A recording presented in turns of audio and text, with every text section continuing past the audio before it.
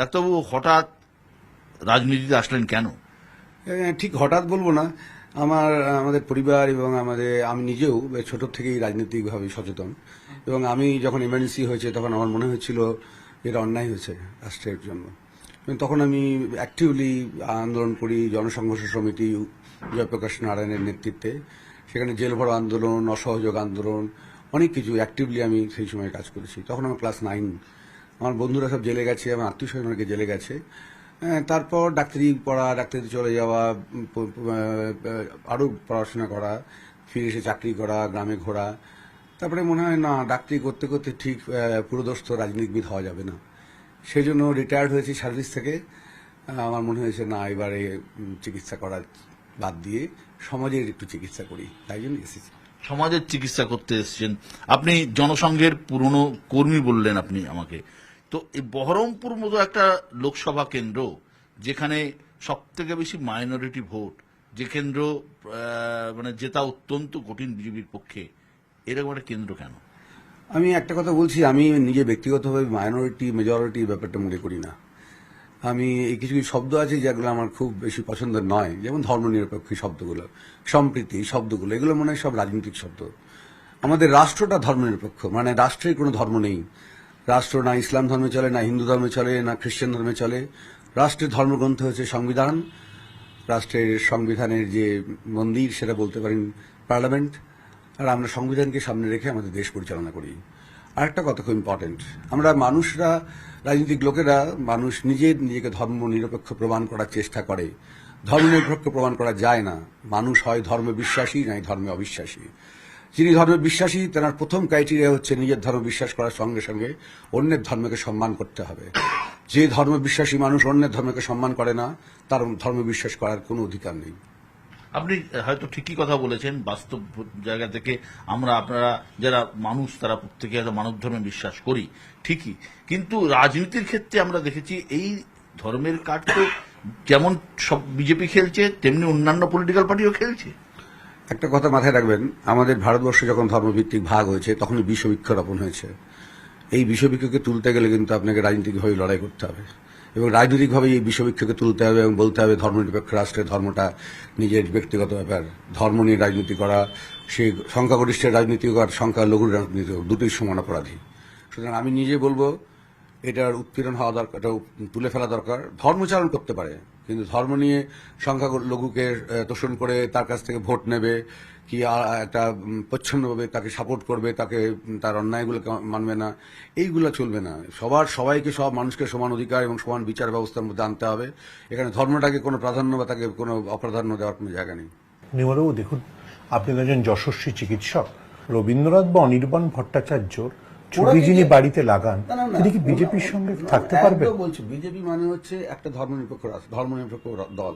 আপনি বলুন তো, নরেন্দ্র মোদী, দামোদর মোদী কটা প্রকল্প করেছেন যার মধ্যে মুসলমানদের আলাদা করে সুযোগ দেননি, হিন্দুদের সুযোগ দিয়েছে? একটা বলতে পারবেন, একটা উজালা গ্যাসের সিলিন্ডার দিয়েছে, একটা মুসলমানকে কম দিয়েছে আর হিন্দুকে বেশি দিয়েছে, কেন জানি? কোথায় পক্ষপাতিত্ব করেছে? সমস্ত মানুষকে তো নাগরিকভাবে দেখছে। যার বাড়ির ছাদ করেছে প্রত্যেককে আলাদা করে বাড়ি, যার শৌচালয় করেছে প্রত্যেকে দিচ্ছে, যার গলে গ্যাস যাচ্ছে, যার ঘরে জল যাচ্ছে, বিদ্যুৎ যাচ্ছে, কি ধর্ম দেখে রেখে দেওয়া হচ্ছে? এইগুলো প্রচার, এটা ধর্ম নিরপেক্ষ রাষ্ট্রে রাজনৈতিক প্রচার। এইভাবে একটা সাম্প্রদায়িক একটা দলকে সাম্প্রদায়িক দল হিসাবে, আর তাহলে ভাবতে পারেন 26টা জাস্ট অপরাধী চলে না বাজারে, এইরকম দল একসঙ্গে মিলে একটা ইন্ডি যোগ করছে ধর্ম নিরপেক্ষ দোহাই দিয়ে। মানতে পারেন কারা কারা এই দলের মধ্যে? যারা অপরাধের বিরুদ্ধে লড়বে, লালু প্রসাদ যাদব তার নেতৃত্ব দিচ্ছে, যে জেল খাটা আসামি এখনো জেলের মধ্যে আছে, বাইরে সবাই বেরিয়েছে। তো যেগুলো, এগুলো রাজনৈতিক কৌশল, এগুলো রাজনৈতিক চালাকি, এগুলো এরকম মানবে না মানুষ। নির্মলবাবু, এইবার 2021-এর নির্বাচনে এই প্রথমবার বহরমপুর সিট বিজেপি জিতেছে বিধানসভা নির্বাচনে। এবারের বহরমপুর লোকসভা নির্বাচনে আপনি কি বুঝছেন? আপনি তো ঘুরছেন, কি বুঝছেন? দেখুন, একটা কথা বলছি, বহরমপুর এবং মুর্শিদাবাদের মানুষ বেসিক্যালি কিন্তু রাষ্ট্রবাদী মানুষ, জাতীয়তাবাদী মানুষ।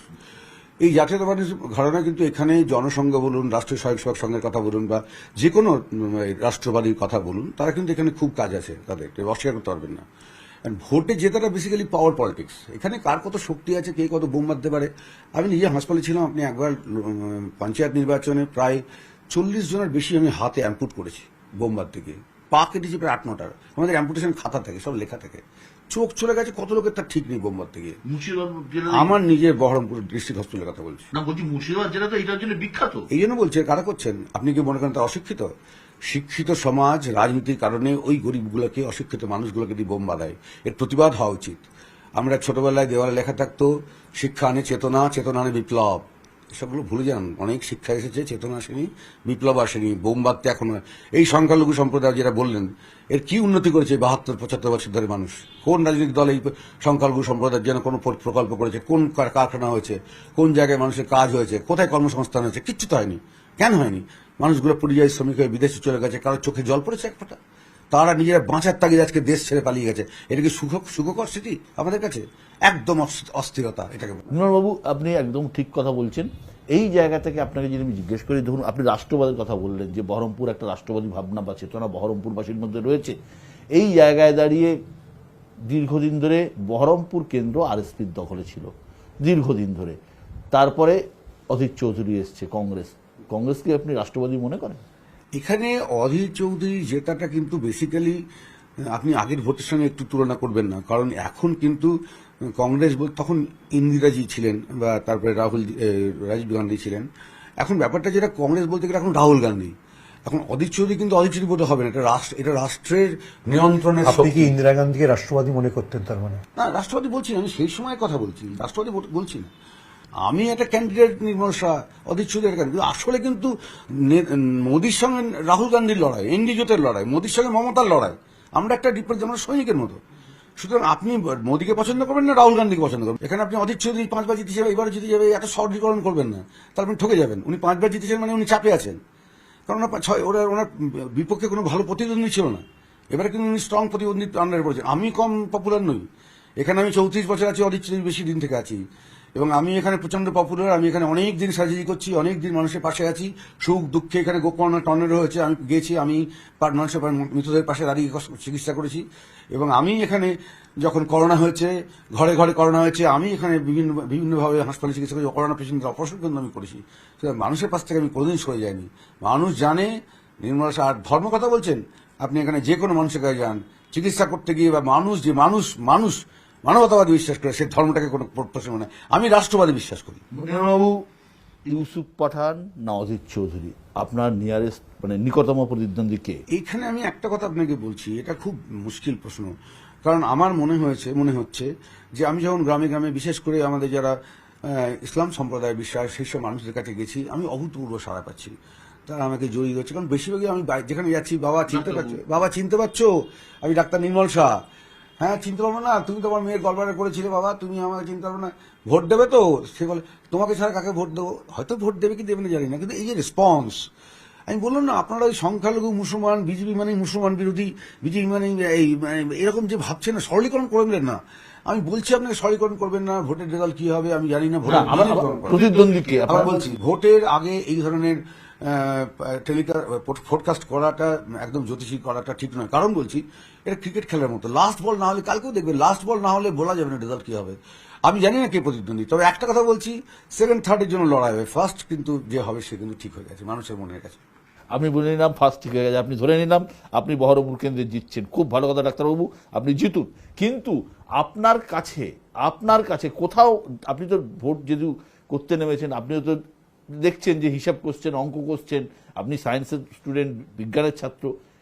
এই বিজ্ঞান কি বলে, অধীর এগিয়ে না? মানে এইটা আমি খুব পার্সোনালি বলছি। দেখুন, ইউসুফ পাঠানকে এখানে আনাটা কিন্তু আমাদের এই মুর্শিদাবাদের মানুষকে অত্যন্ত মূর্খ ভাবা। মানে ইউসুফ পাঠানের যে লোকটা জয় বাংলা বলে স্লোগান দেয় মমতা বন্দ্যোপাধ্যায়, সে ইউপি থেকে, একটা গুজরাট থেকে একজন বাঙালি একজন মানুষকে এসে রবীন্দ্রনাথের নামই জানে না, রবীন্দ্রনাথ একটা কবিতা বলতে পারবে না, বা বিবেকানন্দ, বিদ্যাসাগর, রামমোহন রায় কিছু জানে, সাংস্কৃতিক যোগই নেই। তাকে হঠাৎ করে এখানে এনেছেন ক্রিকেট প্লেয়ার বলে, আর উনি মুসলিম বলে। এটা একটা লজ্জার,